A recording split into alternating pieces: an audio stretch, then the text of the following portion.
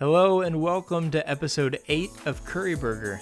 This is a podcast covering art and life, hosted by Adam Fitzpatrick and Sammy Saha. We're two friends and visual development artists. Now, this episode we're going to be having a short conversation about character design, what we think makes a character more memorable, more interesting looking, and more than just a human wearing clothing. It should be pretty fun, as character design is something that Sammy and I both have a love for. So with that being said, let's get started.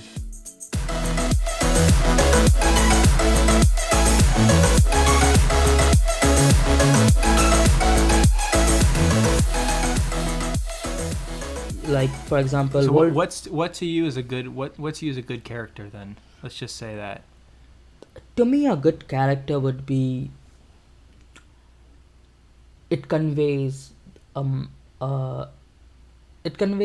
message of what you want to say. Like, if the character it should show a personality, let's put it that way. Like if your character is very down to earth, but he's really mature, down to earth, a very knowledgeable person, he should look like that. People should get that just looking at a character. That's a very good character. And if it's like a good character design to you is a visual expression of like an individual personality. Exactly. Like, it should not be like, this guy, I want to make him very stingy, very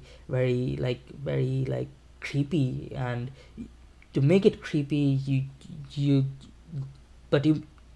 saying it, but your character is standing in a very, very different pose. He's standing in a very majestic, like just out pose, which does not say he's creepy. Creepy would be very, very crawled in and more like my precious type.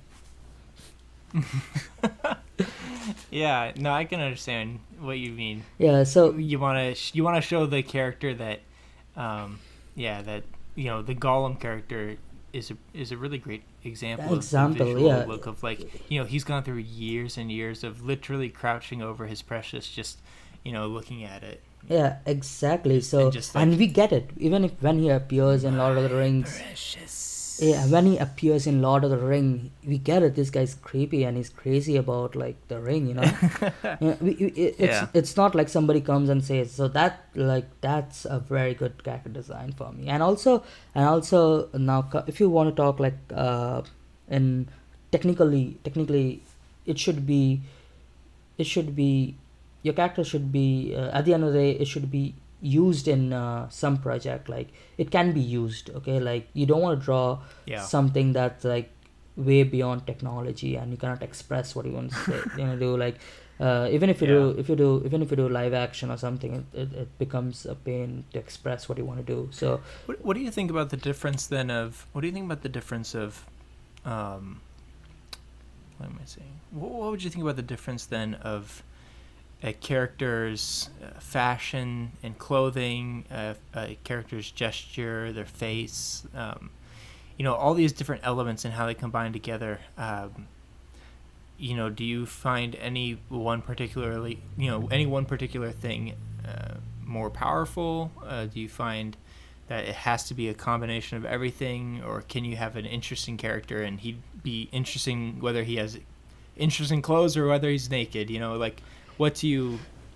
That's a very embodies. It's a very okay. If you go to fashion and gesture and everything, it's very depends on the personality of the character.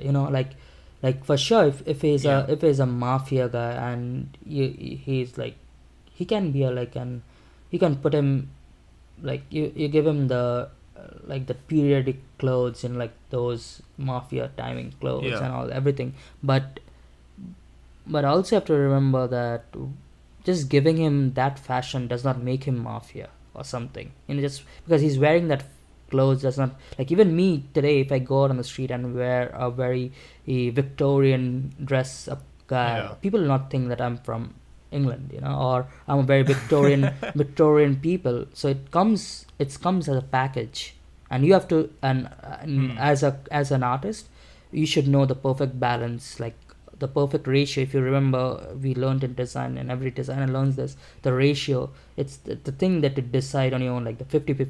If you wanted like 60-40 or 80-20, it's totally on you, and it also totally on the designer, and also it also depends on what personality the character should be portraying.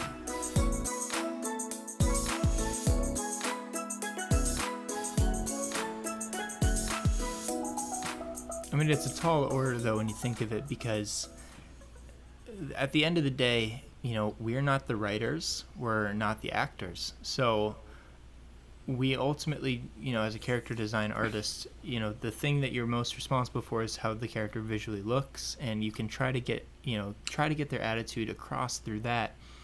But at the end of the day, a very interesting character, like a very interesting looking character, can be a very boring character at the same time.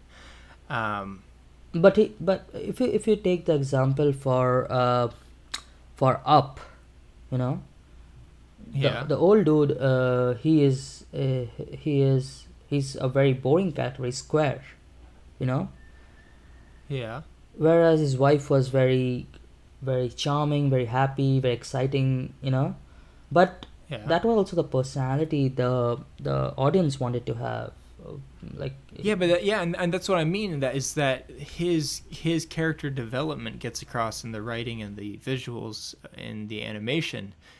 But when you look at him, he's memorable in terms of how he looks. Exactly. The trickiest thing with character design artists is that it's so easy to fall into a couple of ruts, especially in terms of just going crazy with the visuals.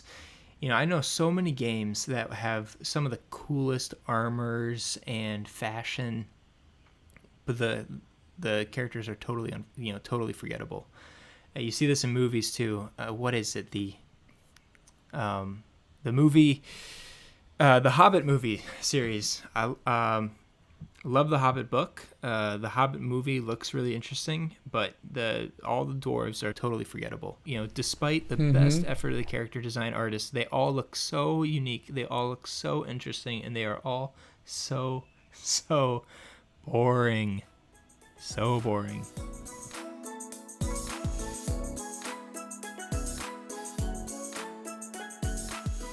Have you ever thought about this, or just me? Is that this character, have you deconstructed a character? Let's put it this way, because the question I'm going to ask is like, have you looked up a very iconic character? For example, anything. It can be like Popeye, Scooby-Doo, or something, like Samurai Jack. What makes them unique and iconic? Have you ever thought about that? Yeah, no, definitely. Of course I've thought about that. Because like you, I love characters, and I love that to the fullest extent of it. I don't mean just fashion. I don't mean just armor. I really truly mean I love making characters. I love people watching and seeing all the interesting faces that you can see, or the way people present themselves. Fashion's a huge part of it, of course. But, the best characters, they can put on a costume of disguise and infiltrate a place, and you'll still know it's them, So there's a lot more to a character than just what they wear, although it is a telling sign oftentimes of how they at least want to present themselves. But I have deconstructed people. Actually, it's funny you asked that. Last night, I, talking about Up again, it keeps coming up. I took Carl from Up and deconstructed his body, found out the proportions, found out how he looked if I did him differently. So I actually played around with, with the same character. I took him from just a picture of him standing, and I did a bunch of repaints where I was like, what if he's tall? What does he look like different? Like, how different does he look if he's tall? What if his head's not slouched into his shoulders? What if he's got, a higher neck or something? What if he's a little less boxy? And what if his head's, a little narrower? And it was fun. I don't know how helpful it was in the end, but it was just really interesting to see how many possibilities you can get from somebody that's finished. And how those possibilities change. Now I know that if I was to make, like, let's say, like a hermit character, so I'm going for some kind of Yoda-esque little mentor person, I know that there are actually certain ways to get that kind of elderly mentor look, other than just making them short and squat. Because a couple of the combinations I got with the Carl redesigns didn't look so bad.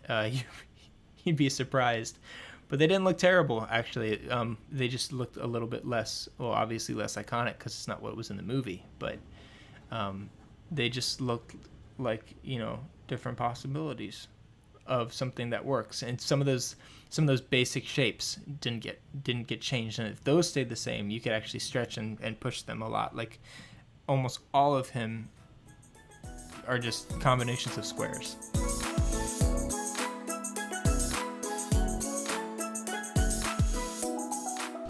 One more thing, as being a character artist, you all said, like, as you said, you love watching people watching is a big part of every character designer, though it sounds very creepy, and it sounds very like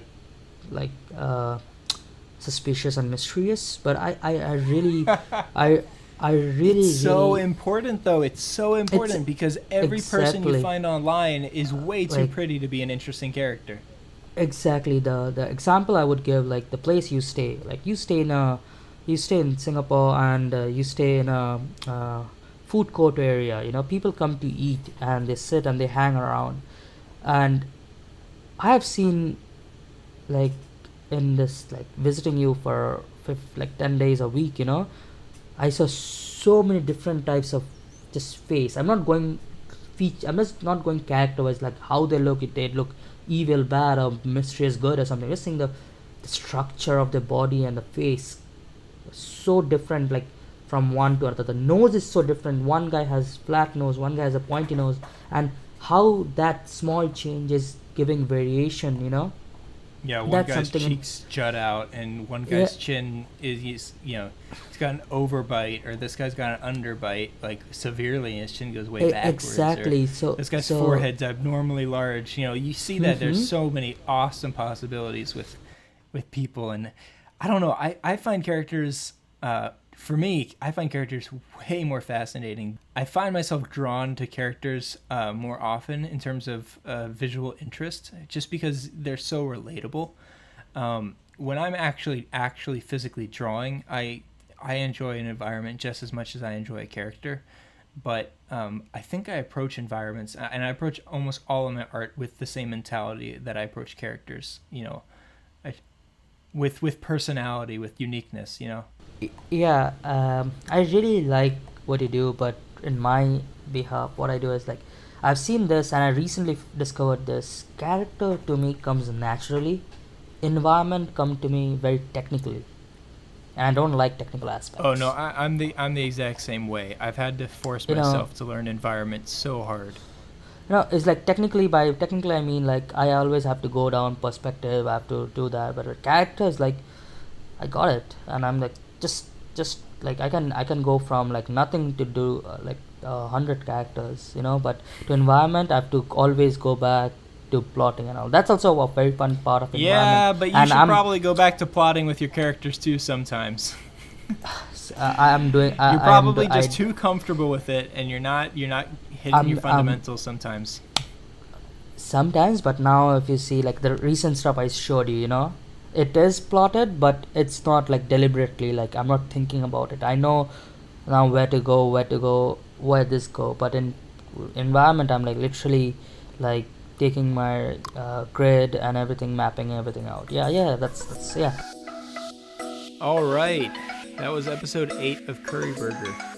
If you liked it, or if you want to keep up with our content, check us out on Facebook or subscribe to us on YouTube. The links to anything related to us are in the description. Also in the description this week is a link to the image I was talking about earlier with my experiment with the Carl character from Up. I unfortunately didn't save every iteration that I did, but I did save about 2 or 3, and you'll be able to kind of see what I was talking about in terms of what features and what parts of his design were more interesting and more important than others. If you have any questions or any specific things you want us to talk about on this podcast, email us at curryburgerpodcast@gmail.com, and we'll love to respond to you or discuss it in an episode. Other than that, tune in next week for another chat, and as always, good luck on your own projects. Bye.